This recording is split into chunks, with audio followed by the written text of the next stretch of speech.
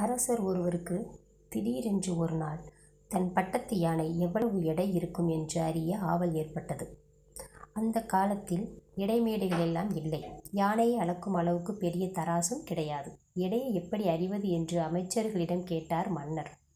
யாருக்கும் அதற்கான வழி தெரியவில்லை. அப்போது அமைச்சர் ஒருவரின் 10 வயது மகள் தான் இதன் எடையை சரியாக கணித்துச் சொல்கிறேன் என்றாள். அதை கேட்டு அனைவரும் சிரித்தனர். ஆனால் அவளுக்கும் ஒரு வாய்ப்பு கொடுத்தார் மன்னர். அந்த சிறுமி யானையை நதிக்கு அழைத்துச் சென்றாள். அங்கே இருந்த மிகப்பெரிய படகில் யானையை ஏற்றினாள். யானை ஏறியதும் தண்ணீரில் ஆழ்ந்தது படகு. உடனே அவள் தண்ணீர் நனைந்த மட்டத்தை படகில் குறியீடு செய்தாள்.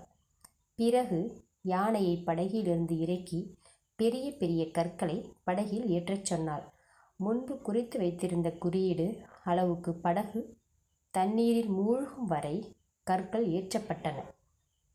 பின்பு அரசரிடம் அந்த கற்களை காட்டி அவற்றின் எடைதான் அந்த யானையின் எடை என்றாள். அனைவரும் வியந்தனர். அவளது புத்திசாலித்தனத்தை போற்றி புகழ்ந்தனர்.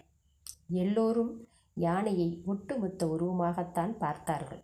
ஆகவே அவர்களால் அதன் எடையை கணிக்க முடியும் எனும் நம்பிக்கை வரவில்லை. ஆனால் அந்த சிறுமியோ பல எடைகளின் கூட்டுத்தொகையே யானையின் எடை என எண்ணி செயல்பட்டாள். விடையும் கண்டாள்.